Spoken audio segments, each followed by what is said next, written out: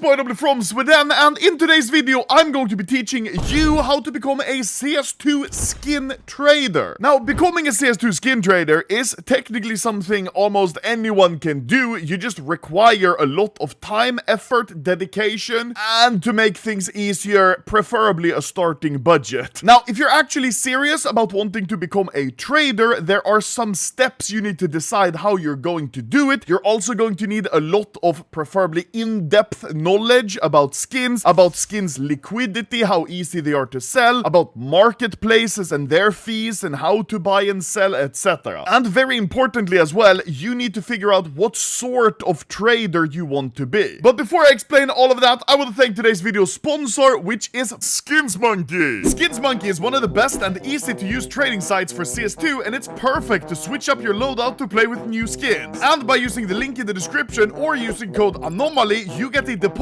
bonus of up to 35%, which is crazy. And if you're doing your first trade on SkinsMonkey, you can put code ANOMALY and get up to $5 for free. Plus, they've got a bunch of extras like freebies for free skins and free balance, and they've also got 24/7 live support. So if you want to try them out, then do so from the link in the description, and thank you once again SkinsMonkey for sponsoring this video. Hey, okay, so my first tip is you shouldn't try to make CS trading into a job. I started trading not because of money or to try to make a business out of it, but because I actually love skins, and I still do. Back when I started trading, I just wanted to build a bigger inventory, a bigger collection of skins, and yeah, sure, you know, having a bigger inventory means you have more money in your inventory, but back then, I never sold my skins. I was just building a bigger and bigger inventory back in 2013, 14, and 15. And this is kind of a great mindset to have when it comes to trading, because if you have a genuine passion for skins, it's gonna help you not get bored of trading, and that's probably why I'm still trading skins and buying skins now, 12 years after I started. Which,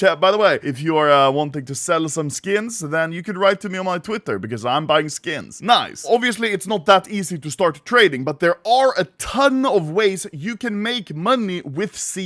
And quite a few of them, if you're doing it correctly, consistently enough, and at a large enough scale, could generate you enough profit where it could replace your full-time job. Now, obviously, I don't have time to go over all the ways you can make money with CS because there's just too many. But I will explain my personal 5 biggest types of traders that you can aim to be where you can make consistent profits. The first type of trader is the first type of trader, the item for item trader. This means that basically you have a skin, someone else has another skin, and then you could just trade for it, and that's it. Obviously, this is the oldest type of trading because that's how it all started in 2013. People were just trading item for item and making small margins. Item for item trading has nowadays, unfortunately, become a bit more rare because of the trade hold and the trade protection, and people know the value of their skins very well. The pros of being an item for item trader is that it's very easy. You just have to send out a bunch of trades to people, hoping that they will accept, or go looking for people wanting to trade on forums or on Twitter. And then when your inventory gets big enough, you could put something like trading 20 knives, trading 50 knives, or 100 knives in your actual Steam username, and for example, your Twitter display name and stuff. And that way, especially when you build your inventory enough, trades could start coming to you kind of automatically without you having to go out of your way looking for the trades. And then it's just a matter of you replying to those trades, declining the bad ones, maybe counter offering the okay ones, and accepting the good ones. Another huge positive with item for item trading is that you don't need any reputation because you're not handling real life money. It's just an item for an item, and that trade is all done through Steam, so you could just start trading with anyone at any time. But like I mentioned, this is only really easy and viable if you already have a very big inventory, which is kind of a negative. The second type of trading is flipping on marketplaces, and this is very easy. You just buy and sell skins on marketplaces, trying to buy them for a good price and then selling them for a higher price. Very easy. I actually recently made a video about a guy I was interviewing from my Twitch chat who has built his inventory up to $50,000 in just 2 years only flipping on marketplaces. So if you want a much more detailed video and in-depth questions about flipping on marketplaces, then you can check that video, but it is very simple. To be a very effective flipper, preferably you should be on almost all marketplaces marketplaces and constantly camping out looking for good deals, and then also keeping track of the other marketplaces, knowing, oh, this bayonet Doppler sells on this site for 600, but here it's listed for 550. Oh, I'll just buy it here and sell it here, and you profit. This category of trading also has a lot of bots. Now, some marketplaces don't allow bots, some do. If you know how to use a bot, this could give you a big advantage in this category. I'm moving my head so much when I'm talking. I'm like an Indian. Do you want to trade?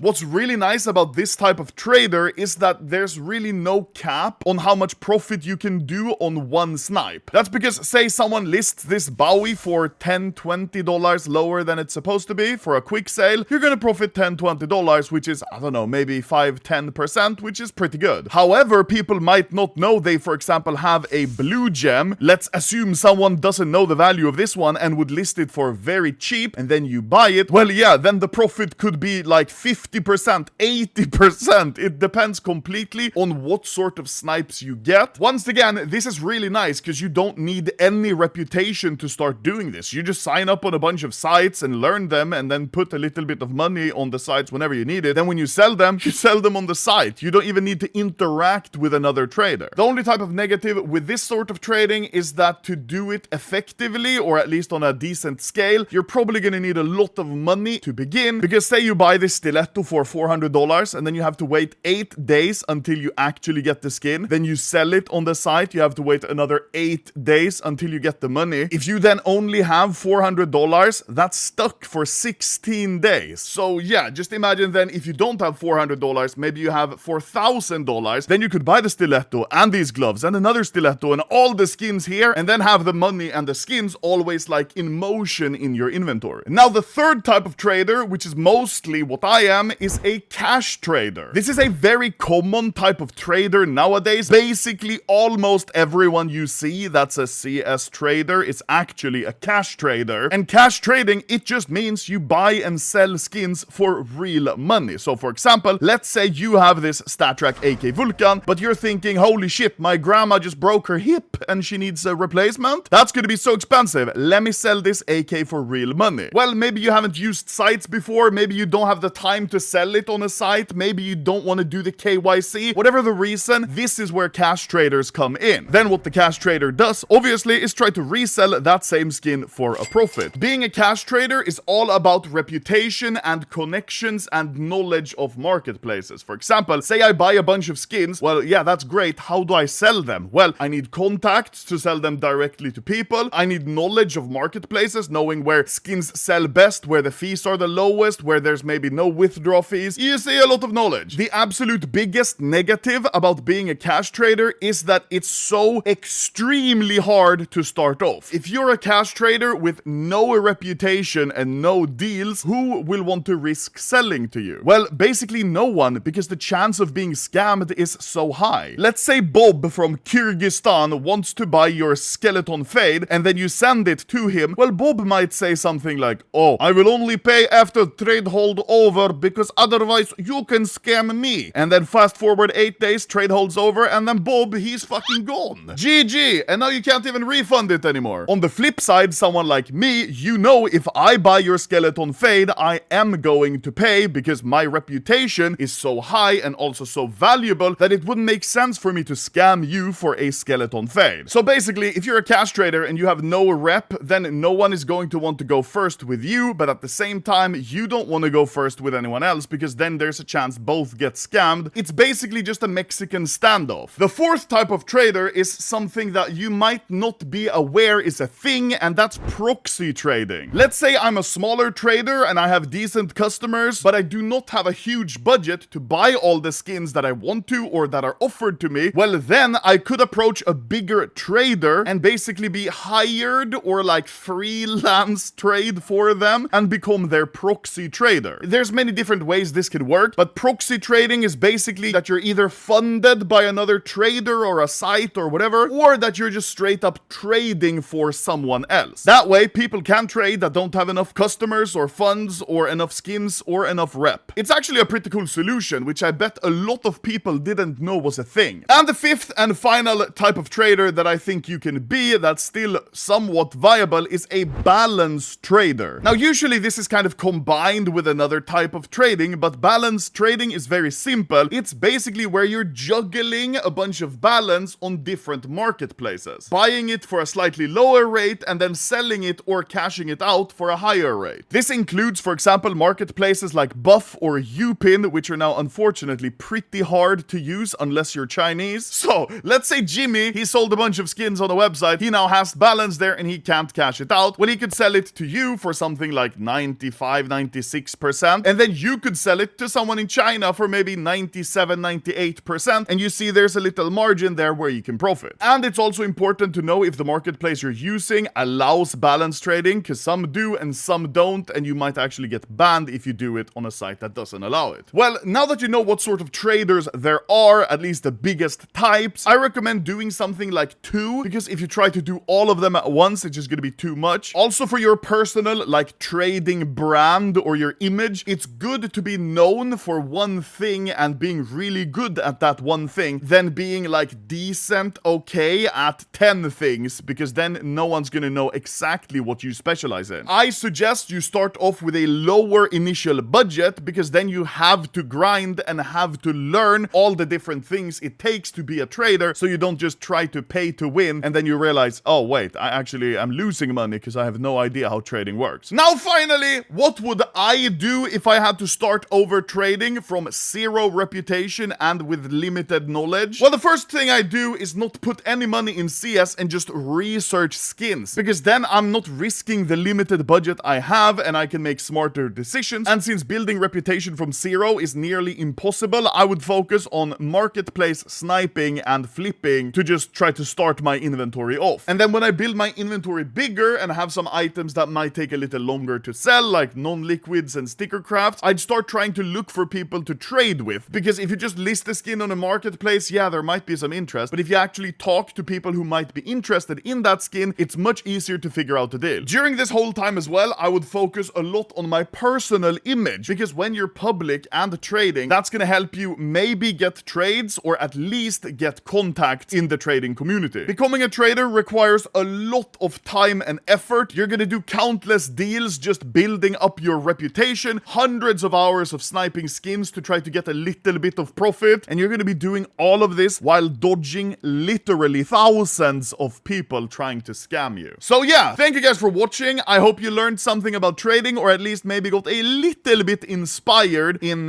your journey to start trading. Now I'm going to go regret sharing all the details in this video, because my competition in trading just probably got a lot higher. Whoop-am! The third type of trader, which is what I am, a fucking